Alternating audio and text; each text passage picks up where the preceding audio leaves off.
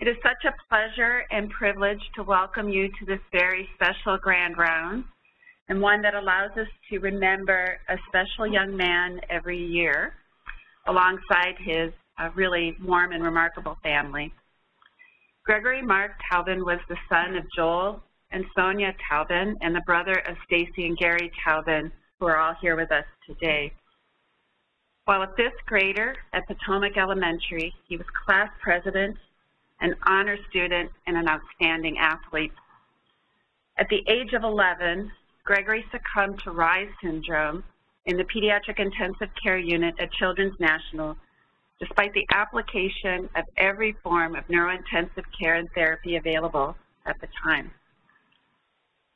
This December would have marked Gregory's 50th birthday. Think for a minute about what that means, how different this day, this week was for the entire Taubin family because of their loss. Just as important, Gregory's parents and family will tell you that they remember every minute of the time they spent at Children's National, and how to this day they appreciate all that Dr. Holbrook and Dr. Epstein, who are here with us today, and Dr. Fields and Dr. Pollack, who couldn't be here, what they did for them and for Gregory. And I want every trainee, every attending, every nurse, every single person who touches a patient to appreciate how important our words, actions, and commitment are, even when we lose the battle.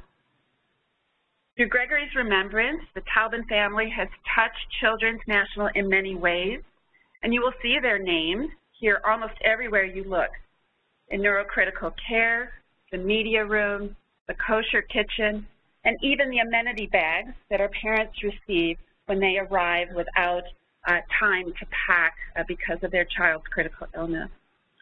Among the many gifts of the Taubin family is sponsoring the annual Gregory Mark Taubin Memorial Lecture. So I'm so proud to introduce this year's honoree, Dr. Patrick Mcquillen.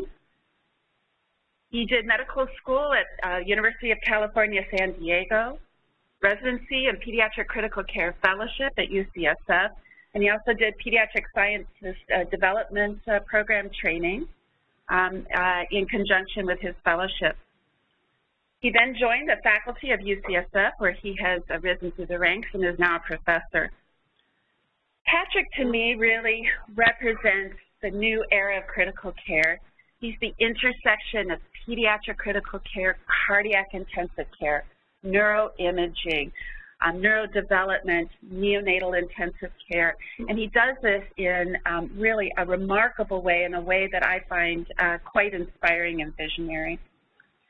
He lives the bench to bedside. We hear those words a lot, but Patrick actually does that through basic science investigation all the way to clinical trials. His funding record, as you might expect, is impressive.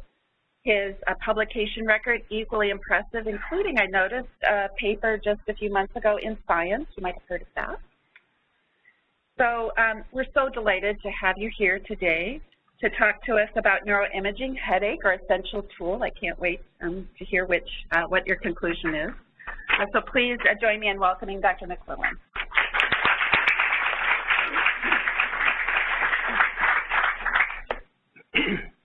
Good morning. It's really an honor to be here for this lecture. It's been a wonderful trip, and it's great to be pampered by the Taubin family. So having dinner with the Taubins last night and with many of the ICU faculty, it's really incredible to me, the relationship between this family and this medical center. I think I haven't encountered anything like this at my own institution or places that I've visited. So it's remarkable to hear Sonia talk about what it was like to be with Gregory when he was so sick. You know, the ICUs were not nearly as friendly a place as they are now. Maybe they're not even now so friendly, but big open units, chaotic. This is what it was like when I started training. So to take away from that experience and maintain just this close relationship is really incredible. So I'm honored to be the 38th annual Taubin lecture. I'm also, I was struck by the fact that, you know, Gregory and I were contemporaries. So I'm 2 years older than Gregory. So, you know, had we gone to the same school together, I'm sure we either would have played on the same sports team, or perhaps I would have, teased him in the way that older classmates would do on the playground. So let me just tell you a little bit about myself and where I come from. Thank you, Robin, for such a nice introduction. I really started as a neuroscientist. I think I'm a neuroscientist first. I'm a pediatrician second, and then because of the intersection of those two things, I have an affinity for neurology. And what I'm going to talk about today, I'm going to try to squeeze a little bit of the basic science in at the very end, just to tantalize you. But mostly what I'm going to talk about is something that's really just kind of fortuitous, almost a hobby. So I'm going to talk all about patient-oriented clinical research, and when Robin asked me to speak, and I think she wanted to point me in a direction that would be meaningful for a broad audience, and she gave me this topic. You know, neuroimaging, is this just a burden for us, or is it actually something that's useful? Well, I would never deny the fact that taking a small sick baby out of the intensive care unit to what is admittedly a very adverse environment. Nurses are isolated. The monitoring is nowhere near the same as it is in the intensive care unit. That this is really can be a risky and is a very difficult business, and so it better be worth it. So I'm going to tell you about what we've learned applying these techniques with magnetic resonance imaging to a particular population, to newborn babies with congenital heart disease that require surgery.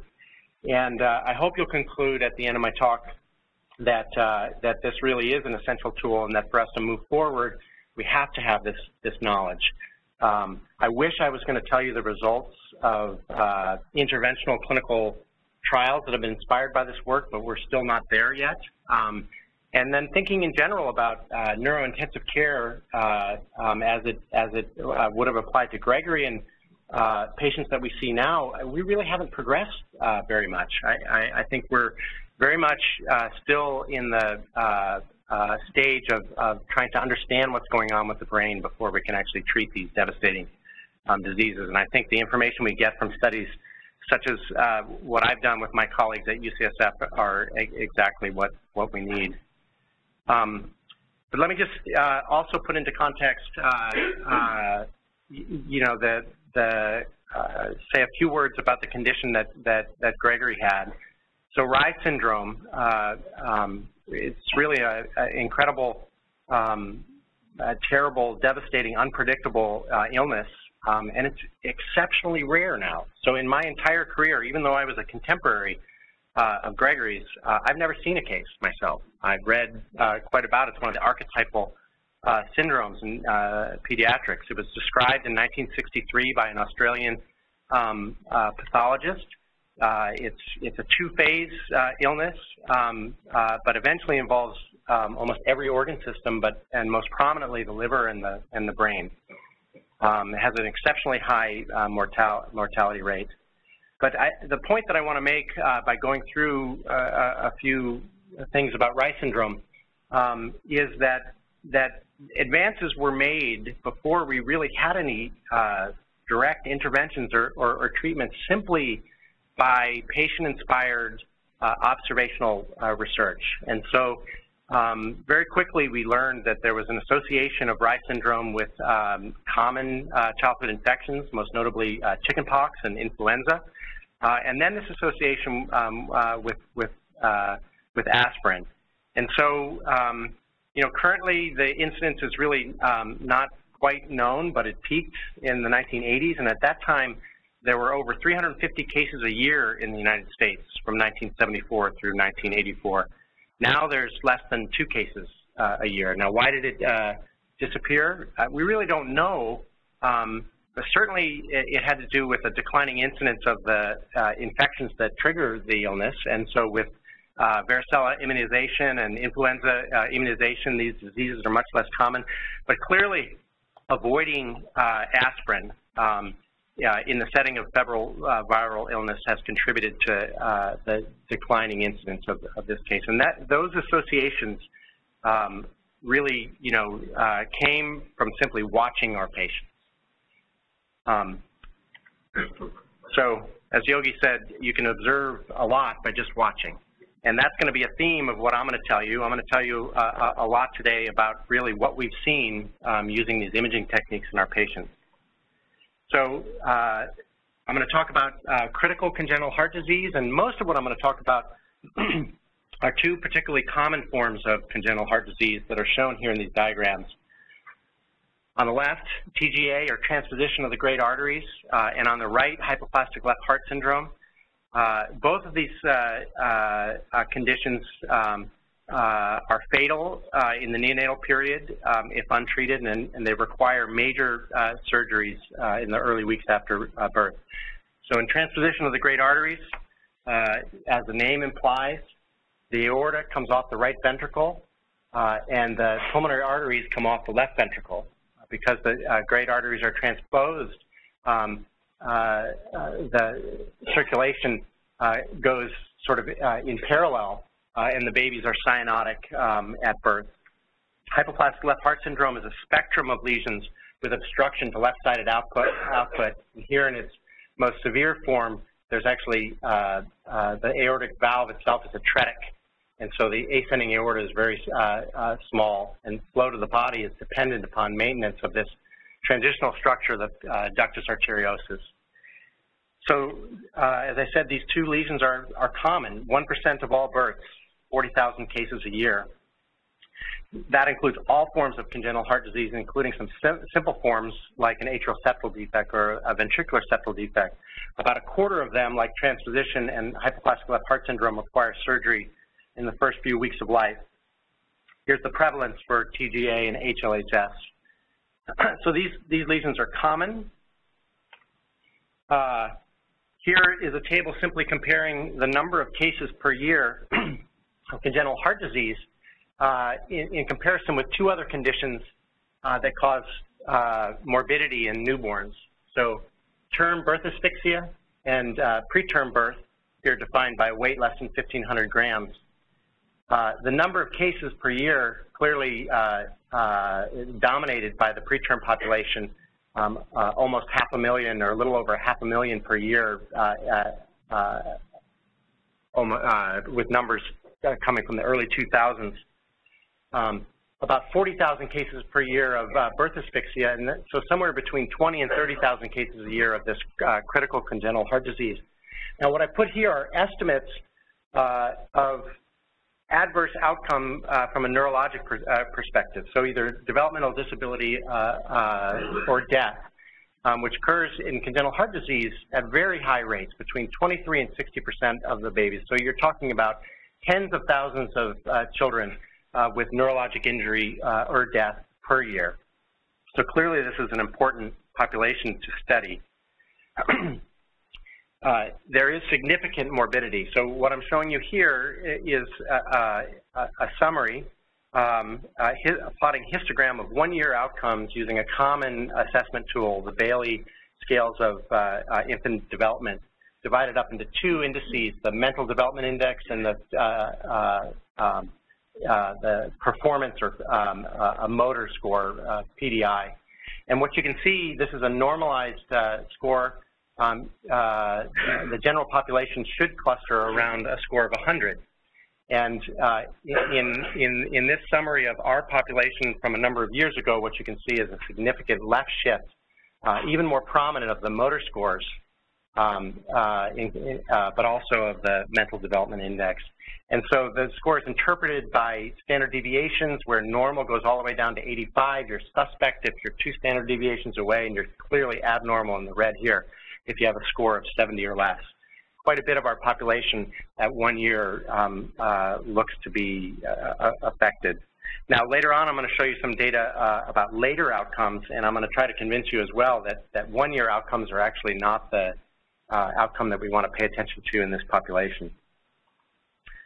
Now, so how are we doing over time? I want to contrast the improvements that have occurred in terms of the most important surgical outcome, which is survival. And so the most challenging condition is treating hypoplastic left heart syndrome, and that's done either with a heart transplant, not very common in the present era, or a procedure called the Norwood procedure. So to treat hypoplastic left heart syndrome, the babies have to undergo a staged series of repairs, usually 3 operations, with the most complex being the one that's done in the newborn period, the Norwood procedure. So what I want you to do is just pay attention here to the bars in gray. And so this is hospital mortality over 2-year periods from 1988 to 2005. And you can see that the survival for the Norwood procedure improved from approximately 15% to, in 2003, 80% survival. So mortality dropped from 85% to 25%. And in the most recent publications and at major high-volume centers, this mortality has come down to probably 10% or less. So remarkable improvements in getting these babies to survive. But how are they doing when they grow up? So this is a study that Bill Gaynor at CHOP did along with a group of us. We contacted everyone who had published neurodevelopmental outcome results in congenital heart disease for the past 2 decades. We combined all the data and asked the question of whether or not, with this dramatic improvement in surgical mortality, were we getting similar improvements in neurodevelopmental outcome. And unfortunately, what you see here is the curves are far less steep.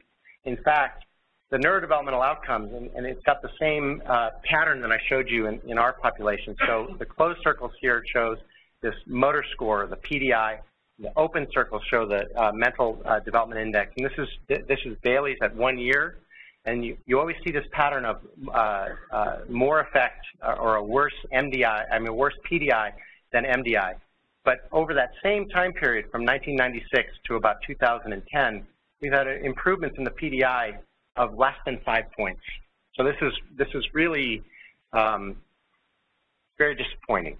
So at the same time that we're getting these babies to survive, they really have a constellation of neurologic problems that challenge them for their life. Now, where does this come from? Well, that was a question that I've been lucky enough to have a chance to look into. And, you know, when you come to a fork in the road, take it. So I wanted to stop for a second and talk to the residents and the fellows and the junior faculty and talk about how you make decisions in your career path. So at the time when these studies started, almost a little over 10 years ago, I had just come back from my scientific training at UC Berkeley with the Pediatric Scientist Development Program, and I was a lab rat. I was studying early brain development in mice and rats and cells, but I was working with a really vibrant group of people that included clinical scientists and luckily for me, individuals who were studying humans and the clinical problems of brain injury in premature infants and infants with birth asphyxia. So at UCSF, we have a fantastic neuroradiologist, Jim Barkovich, who's really pushed this field forward. And I think the point that I want to make is that as you start your career and you look for areas of research and ways to complement your clinical activities, you know, surround yourself with bright, energetic people, and don't try to do everything yourself. Get yourself in a good environment, and then wonderful things will happen. And so I was working with mice and rats. I had a close friend of mine, someone who I met really in the lab, Dr. Stephen Miller, who's a Canadian who came to UCSF to do his neonatal neurology training. And Steve and I would sit at lab meeting, and he would listen to my studies in rats, and then we'd listen to someone else present the latest results from the BAMRI MRI study, and he said, you know, we should just do this in the congenital heart population. And so we got an internal funding award, not much competition to do that, studied 10 babies with transposition, wrote a paper. That led to foundation funding, several more papers, and this line of research has exploded in a way and has been much easier to fund and take off than really my first labor of love in the lab. And so what I'm going to talk about for the rest of the talk is results from what we call the cardiac MRI study. And this the structure of the study is kind of outlined in this slide. It's a very old slide, and I'll just summarize for you what we've been doing with the babies for more than 10 years. We obtained MRIs actually initially in the preoperative period, then in the postoperative period. Now we're actually with prenatal diagnosis. We're getting MRIs in the pregnant moms before birth. Babies have their surgery. We acquire a whole lot of clinical data, but then importantly, we follow the kids for a long period of time. We actually now are just getting the first set of children that we studied back at 8 to 10 years. So we do neurodevelopmental testing at 1 year, 30 months, 48 months, and then now we're starting at 8 years. The population looks like this. You can divide the pie up into number of ventricles and whether or not they have aortic arch obstruction, but it's a little bit easier to see that our population is really dominated by the lesion that we started studying, just babies with transposition of the great arteries. They're almost half of the babies in the study.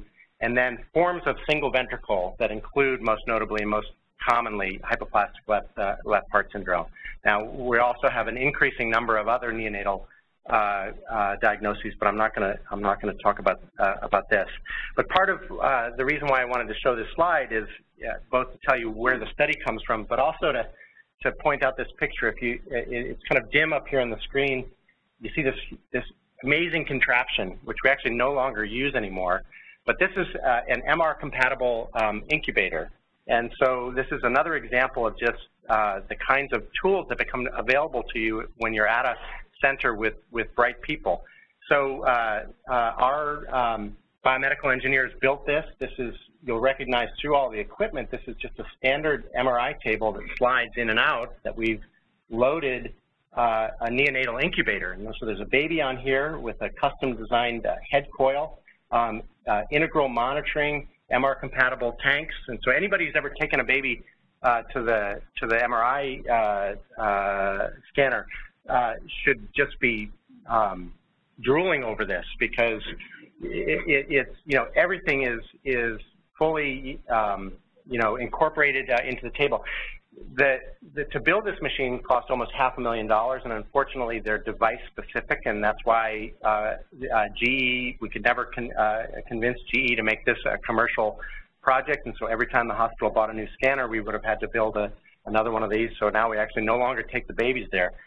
But the other thing I wanted to do is point out these two guys here, which was more than 10 years ago. This guy has no gray hair yet, but this is Stephen, this is myself, taking a baby down to the scanner. So this is the other thing that you have to do when you're trying to get these research studies off the ground. You do whatever you need to do to do the work. And so, you know, at the beginning, and when everyone was a little bit worried about taking these babies down to the scanner, I would go with them, because if something bad happened, that would be the end of our study. So you know, it was a lot of fun. So when you come to a fork in the road, take it. Okay, so I'm going to get into the main portion of my talk here today, and I'm going to tell you 3 short stories. I'm going to return to one of our first published findings that really created a lot of stir in our field, and I'm going to give you an update on an association that many people in this field actually deny exists. So an association between balloon atrial septostomy, which is a life-saving procedure that's performed in cyanotic babies with transposition of the great arteries, and then a brain injury, a particular form of brain injury called stroke. I'm also going to tell you some recently published data about a beneficial association between prenatal diagnosis and then the other major form of brain injury that we see, which is white matter injury. And then also an interesting story and a beneficial association between prenatal diagnosis and brain development.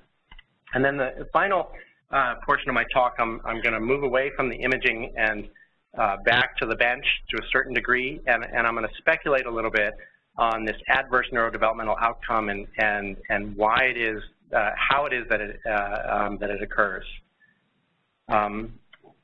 Okay, so I was asked also to incorporate case presentations into the talk, and so I've made up a couple of cases. For the first section of the talk, the case is a term newborn with an uncomplicated pregnancy but no prenatal diagnosis who's in the well baby nursery, otherwise looking well, maybe breathing a little bit fast, but observed to be a little bit blue. Chest x-ray, lung exam are completely clear. Maybe there's a soft murmur that can be appreciated. Obviously, he's at a good center, so people felt that this was could be a problem and asked for a cardiology consult, and a cardiac echo was done that showed a diagnosis of transposition of the great arteries with intact ventricular septum and a bowing atrial septum. Baby goes on to get quite sick with saturations that start dropping into the 50s despite initiation of a prostaglandin infusion, fluid boluses, intubation, and mechanical ventilation.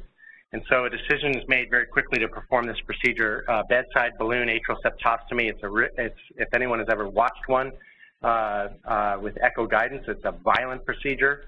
Catheter is threaded up the femoral vein usually, or the umbilical vein, into the heart, across the atrial septum. A balloon is blown up and then it's yanked back and the septum is torn. But what that allows is for blue and red blood to mix and the saturations to come up, which is what happened in this baby. Prompt improvement in saturations and blood pressure. The baby's neurologic exam at this point is entirely normal, except for maybe a little bit of truncal hypotonia. The baby's parents consent to an observational research study for which a brain MRI is obtained. And here's his MRI that's obtained shortly after the procedure. And so what you have are horizontal sections here through the brain, or axial sections through the brain. On the left is a T2 weighted image, and on the right is a diffusion weighted image. And as the arrows point out, it's probably most obvious on the diffusion weighted image, there's a very small area of restricted diffusion or darkness here that corresponds to a T2 hyperintensity and a loss of this gray-white contrast here. This is a small focal stroke after balloon atrial septostomy. Now, as I mentioned, there are centers, other big centers that have studies similar to what we do with brain MRI, who've said we never see stroke in association with balloon atrial septostomy. And we've thought a lot about this, and I think one of the major reasons for this, some of it has to do with when you look. These are small lesions that become very hard to see. But actually, I'm getting ahead of myself. After observing this in a high rate of this, 4 out of 10 kids in the first 10 that we studied, we published this particular paper in 2006 that really upset a lot of cardiologists. So the title of the paper, Balloon Atrial Septostomy is Associated with Preoperative Stroke in Neonates with Transposition of the Great Arteries. And as I told you, this association was quite strong. All patients in this initial study, 29 babies, all patients with brain injury had balloon atrial septostomy, 12 out of 12, 100%. You know, this is a small sample size, but we felt we couldn't ignore it. Now, what makes this a little bit difficult, though, is that these kids were sick, right? So, as expected, on the need for balloon atrial septostomy, these neonates had lower systemic arterial saturations. They were blue when they got the procedure, and being cyanotic isn't good for your brain. It might cause a brain injury. So, was it the septostomy? Was it the fact that they needed a septostomy? What is it that caused the brain injury? And then the question I wanted to get to is, why is it that we see stroke, and at least 2 other centers have written papers subsequent to this that said we don't see stroke in association with balloon atrial septostomy? Well, part of it has to do with this shared risk factors between 2 forms of brain injury, and part of it is a definition problem. So I showed you one example of these small strokes, and you know, when I say stroke to a non-pediatrician, they think of adult stroke, and so they think of big, massive middle cerebral artery strokes where the patients are hemiplegic and can't speak. These are small, very small strokes. And so I showed you one example. Here's another example, restricted diffusion, T2 hyperintensity, that I think no neuroradiologist or pediatric neurologist would argue this is a stroke. But what about this? What if it's this small, this tiny little area of restricted diffusion up in the cortex? Or what if the stroke's in a location that's not common for neurologists to see strokes? So here's, I'm going to show you quite a bit more of this, but here's an example of the white matter injury that we see. This tiny little bright dot on the T1 sequence where the white matter is dark.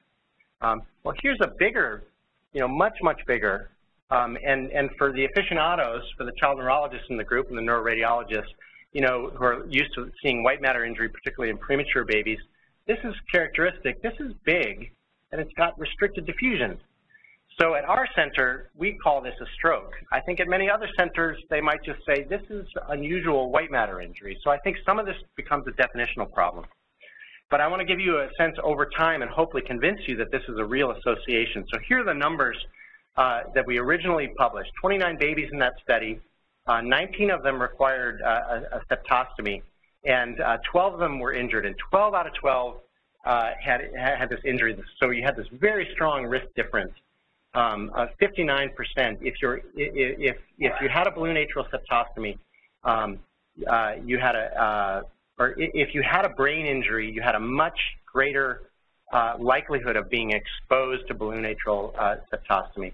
And so the stroke rate here was, you know, concerning, 50%. So 9 of these 12 injuries were stroke, 3 were white matter injury. 50% stroke rate with this. Well, how has this how has this evolved over time? So we've included this in every paper that we published with the cohort since. And the association has remained exceptionally strong over time. So you can here look at the risk at the p-value for the risk difference has continued. Now, so what has this data done in terms of influencing people who are considering this procedure? Well, luckily enough, and I'll explain why I say luckily enough. You know, you might think when I tell the cardiologist that 50% of the time that they're doing a balloon atrial septostomy, they're causing a stroke, you might think that they might say, maybe we shouldn't do this procedure that much. But luckily and remarkably, the rate of performing balloon atrial septostomy hasn't changed over time.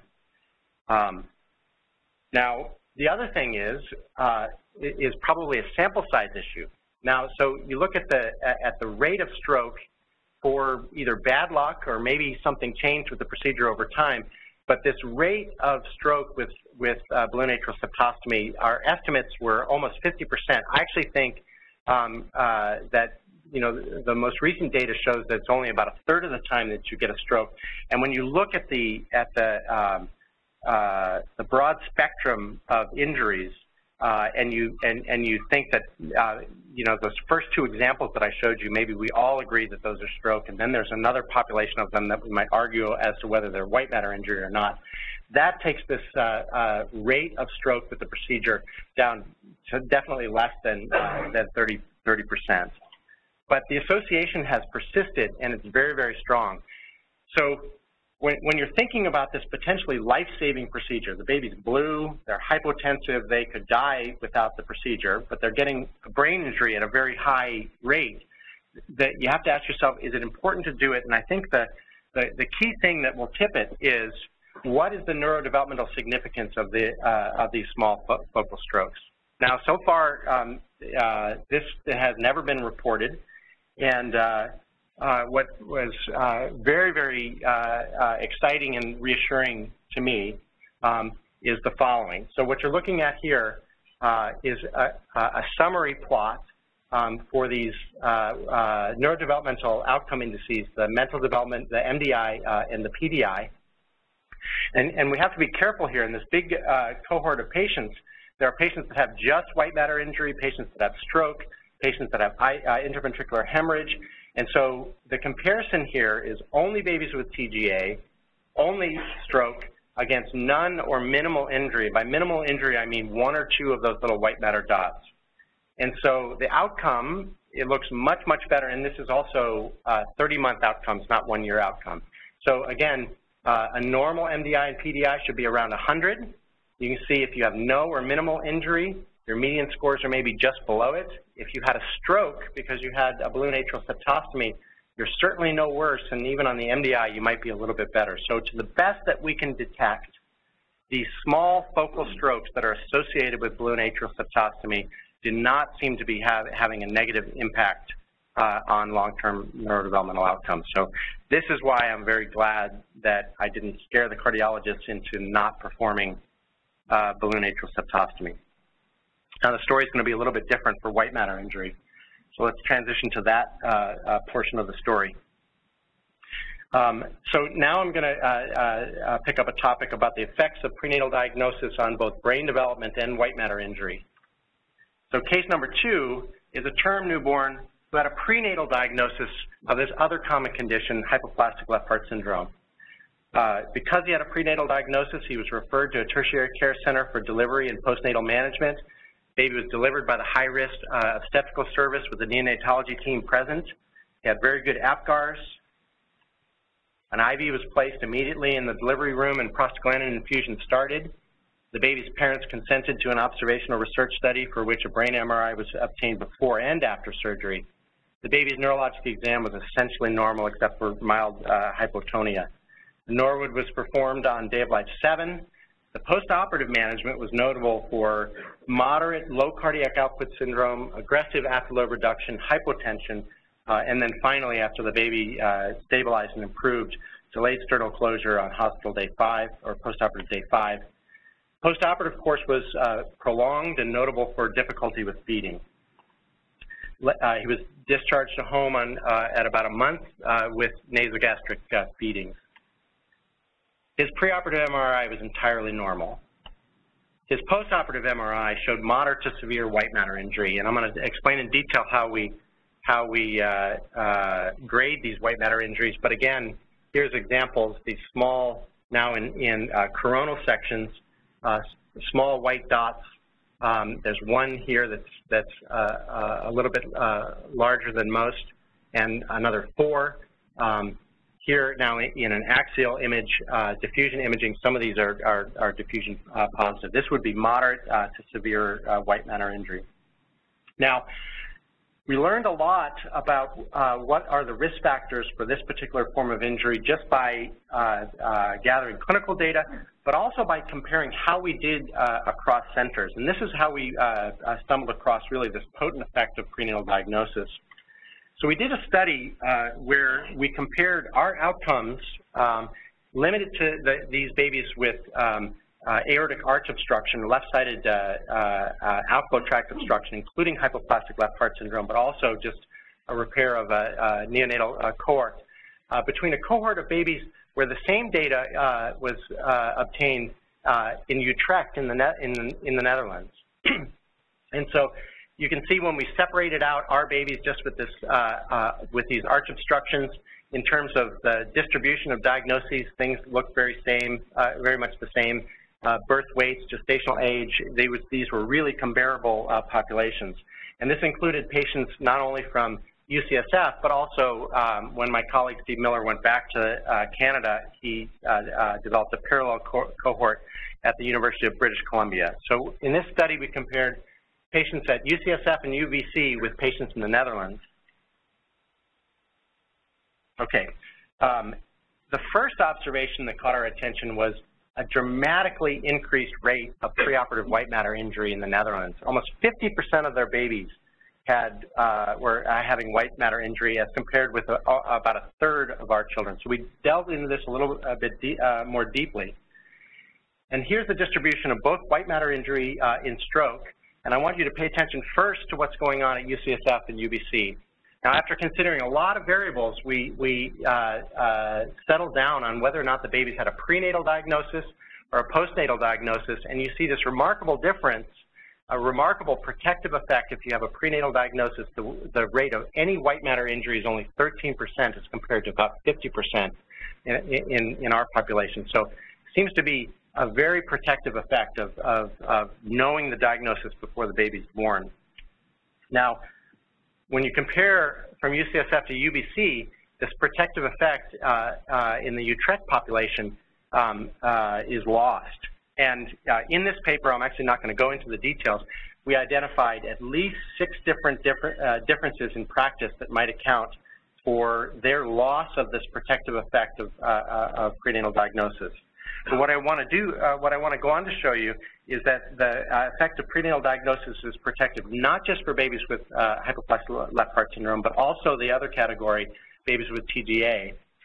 And so Shab-Pevandi, in a recent publication in JAMA Pediatrics, extended this from the single ventricle population to the TGA population.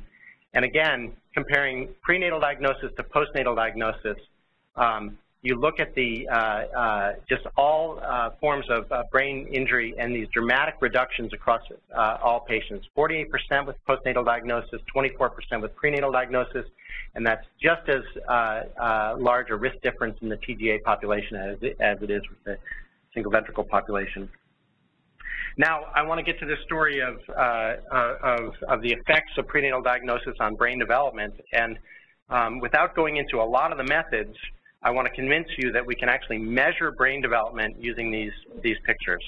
And so what you see here on the left is an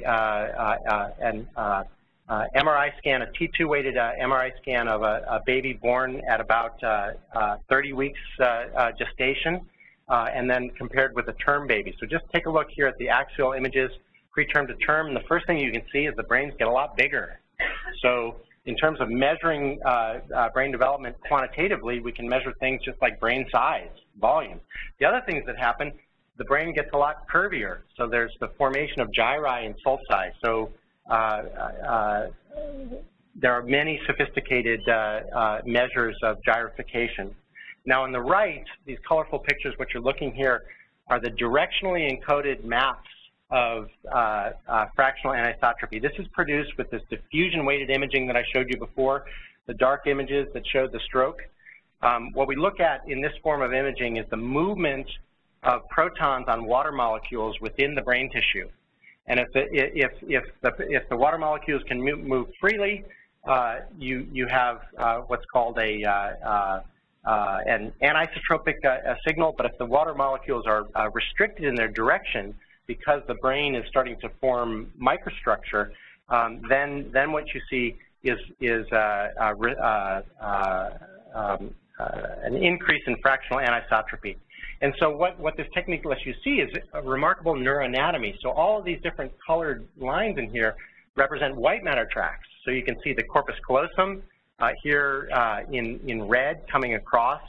And so the color coding has to do with the predominant direction of the fibers. Here in the internal capsule in blue, diving into the plane of the board, you can see the pyramidal tracts. And so, you know, as opposed to looking just at the conventional anatomic images, this allows us to see brain microstructure and circuits in much more detail. Now, the final thing I want to point out is that the colors get a lot sharper and brighter as you go from preterm to term. And so the magnitude of the brightness represents the magnitude of the fractional anisotropy, and that's something we can place in a little box and actually get a quantitative measurement in terms of an increase in fractional anisotropy. So as the brains develop and as they myelinate and form these fiber structures, anisotropy increases. So a major observation in our field has been that congenital heart disease leads to a delay in brain development. So we look at the babies when they're born, their brains look to be equivalent to about a 30-week preterm baby. And we showed that first with diffusion-weighted imaging, but other groups have come up with very, very similar estimates using a wide spectrum of techniques for measuring brain development. And this delay in brain development starts in utero. And so here's Kathy's data, published a number of years ago now, looking at hypoplastic left heart syndrome babies compared with normal babies. And you can see, and measuring brain development just using a technique called spectroscopy, you can just think of these curves as a brain growth curve, and here are the normal babies, and starting at about 28 weeks gestation, you see the babies with hypoplastic left heart syndrome start to fall off their growth curve. And so this delay in brain development, this disruption of brain development starts well before the babies are born and have surgery. Now, if you have a prenatal diagnosis, what Shab has plotted here in green are all the fractional anisotropy measurements before and after surgery, depending upon whether or not you had a prenatal diagnosis. So the blue line is if you did not have a prenatal diagnosis, and the yellow dots and the yellow line are if you did have a prenatal diagnosis. And so what you can see here is this rate of increase in fractional anisotropy, or the rate of brain development, is better if you had a prenatal diagnosis. So this I find actually as a neuroscientist to be really remarkable, and don't have time to get into the implications here.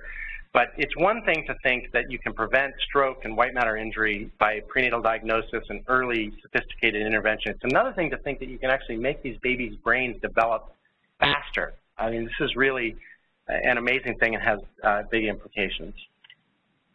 Okay, but let's finish up with the significance of white matter injury. I mentioned that I was going to show you how we score it. I actually don't want to spend a lot of time on this other than to say we divide it up into mild, moderate, and severe. And so just like I showed you before with stroke, I want to ask the question of what's the neurodevelopmental significance of either moderate or severe white matter injury for outcome. And now to give you a flavor, this is also unpublished data. In our field, there have been 2 other cohorts that are of a similar size to ours. They have published their results at a year. The group in Australia and New Zealand that includes collaborators of Terry Inder found no association of any brain injury, be it stroke or white matter injury, at 1 year. Dean Andropoulos and the group at Baylor has had some variable associations. When we look now at 30 months, and I think this is the key, I think if you look at 1 year, the neurodevelopmental outcomes are variable and not predictive, and they're a lot worse. There's quite a bit of improvement from 1 year to 30 months. So here, what I've done now is divide up the neurodevelopmental outcome by no or minimal injury, babies that had stroke alone, and babies that had moderate to severe white matter injury. MDI and PDI scores again, and in this case, it's including both babies with transposition of great arteries and hypoplastic left heart syndrome. And what I hope you can just see here is that as opposed to stroke, white matter injury has a significant effect on 30-month neurodevelopmental outcomes. And so white matter injury is the form of brain injury that we need to be focusing on and preventing. All right, very quickly, I know it's getting late. I'm going to go into the final story, and I just want to speculate very briefly on mechanisms, because I've showed you these MDI and PDI scores, which are somewhat nebulous. Like, what does that mean? Like, what are when I say that there's adverse neurodevelopmental outcome, what do these kids look like? Okay, so here's the baby that I presented to you in case 2, baby with hypoplastic left heart syndrome, but now at 6 years of life, has completed all 3 of his surgeries, had his Glenn, had his Fontan. He's in school, he walks, he talks, but he's sent to a neuropsychologist for a neuropsych assessment. Don't try and read this. I know it's a lot of text. I just want to read to you a couple of things. So M is a 6-year-old right-handed male referred due to difficulties with learning, attention, speech delay, and autistic-like behaviors in the context of a complex medical history including hypoplastic left heart syndrome, status post-repair. Developmentally, he had slight delays in major motor and language milestones. This is what's going to drive the MDI and PDI scores. When did the kid walk? When did he talk?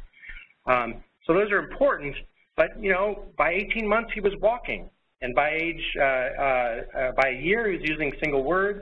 He had some delayed speech and language development, so he got some extra attention in school, including speech therapy, Head Start program. He has an IEP. But at this time, M's mother says that she's most concerned with his delayed speech development, his attention span, hyperactivity, behavioral rigidity, and tic-like behavior. Okay? So this doesn't sound like, you know, motor problems from a focal stroke or sensory impairment and blindness. This is major diffuse brain dysfunction. And in particular, these are brain dysfunction of very higher order cognitive functions. So in the last piece, I just want to give you a flavor of what we know about human brain development, particularly of areas of the brain that are involved in higher cognitive function. So what distinguishes humans from primates and other mammals is the development of frontal lobes, okay? Frontal lobe development, the expansion of the frontal lobes is what makes human brains different. And so evolutionarily, they develop late in the context of an individual organism. They're among the last structure to develop. So what's going on in the frontal lobes? So we really had no idea that there were very interesting things happening late in gestation and after birth. This is a summary slide I made for a lecture and a review paper a number of years ago that sort of talked broadly about brain development. I've divided up gestation into trimesters, and I just want to go through this. You know, things like which parts of the brain are going to become what, hindbrain, forebrain, gets specified really early, 2 to 5 weeks of gestation.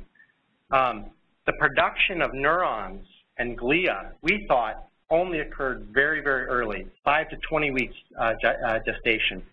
The movement of cells from areas of where they're being born out to where they're going to reside in the formation of connections, we thought was limited to the second trimester. And then everything thereafter was really sort of maturation and refinement of circuits. You know, so I used this slide as recently as 2 or 3 years ago, and I taught that cell migration was done by the second trimester.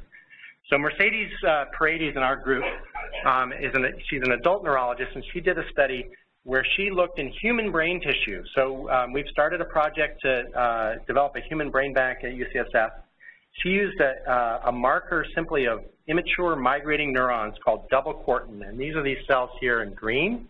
And so these are autopsy specimens from late gestation through after birth out to several years of life. And we would have thought you wouldn't see any of these immature migrating neurons after birth. But remarkably, so there's only 2 areas in the brain that are known in the adult to still have production of new and immature neurons, the dentate gyrus and hippocampus, and the rostral migratory stream that feeds the olfactory bulbs, and this is in mammals. So what Mercedes studies were doing were following up on asking a very simple question of whether or not humans have this olfactory bulb generation. So when the olfactory bulb is at the front of the brain below the frontal lobes.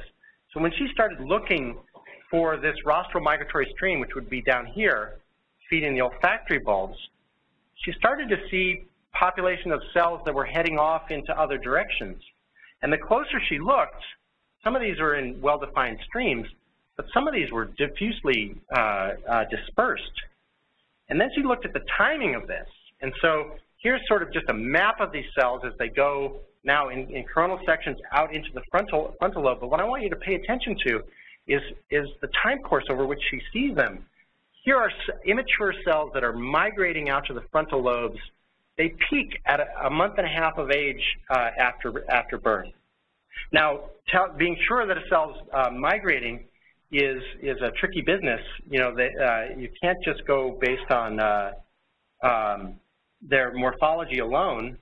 One of the amazing things that she did was she took the wrong one. I think I'll skip it and describe it. She took slices of brain tissue taken soon after death, labeled immature neurons with a virus, and actually did time-lapse imaging to see that they actually move. So these weren't just cells stuck in the white matter that looked like they were moving. These were cells all over. So just to give you a flavor of where these cells are and the magnitude of this late migration, here's a movie that she developed. And what you can see is that the cells hug the margins of the lateral ventricles. They reside in these little pyramidal-shaped germinal zones, but then they disperse, and they're investing vast portions of the frontal lobe. And so they produce predominantly inhibitory interneurons, and you can't have mature circuits without both excitatory and inhibitory interneurons. So this is really kind of paradigm shifting for us. You know, you have structural brain development that's occurring out to 7 months when these babies are experiencing hypoxemia and hypotension and anesthesia and surgery. And the problems that the babies are manifesting are not problems with the motor system and sensory impairment. They're diffuse problems with higher order brain structure and function. All right. So I promise, current slide. I promise that it's over. It ain't over till it's over. So I just want to conclude here and tell you a little bit about what I talked about today, and I realize I've gone just a little bit too long. I've told you that brain injury is common and silent in newborns with congenital heart disease. I've solved this controversy. I hope that balloon atrial septostomy is good. It's not bad. Prenatal diagnosis is good. The thing we need to worry about is diffuse white matter injury. That's what's bad. Brain development in newborns with congenital heart disease is delayed, potentially disrupting broad developmental processes like myelination, but also late neuronal migration and development of cortical circuits. And all of this comes from patient-inspired research. And so I hope you'll conclude that this is the kind of information that we need to move the field forward, that in order to develop treatments and to prevent brain injuries and not just save patients but make them have good outcome, we really do need tools like neuroimaging. Thank you very much.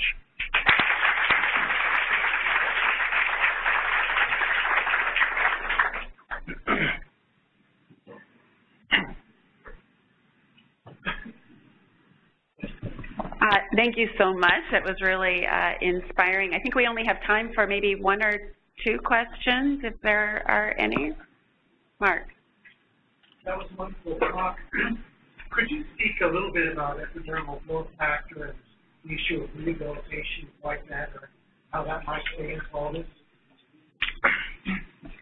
I think I've been blessed to see at least a few treatments start to trickle into this field of neonatal brain injury. Robin and I were talking about one of them, and that's clinical trials in premature newborns and newborns with birth asphyxia with erythropoietin. And so I think what you're alluding to are wonderful studies that have been done here at this institution. Joe Scafidi has shown that you can actually deliver a hormone, epidermal growth factor, intranasally. So not even IV or, as is the case with many treatments that we worry don't cross the blood-brain barrier, intraparenchymal like we do in the animals. You actually squirt it up their nose and promote maturation of white matter. So I think the combination of high-quality animal-based research where we understand these neurodevelopmental events with patient-oriented clinical research is going to lead to exactly the kind of innovative approaches that you're describing. So I can't wait to see the trial of intranasal epidermal growth factor in congenital heart patients.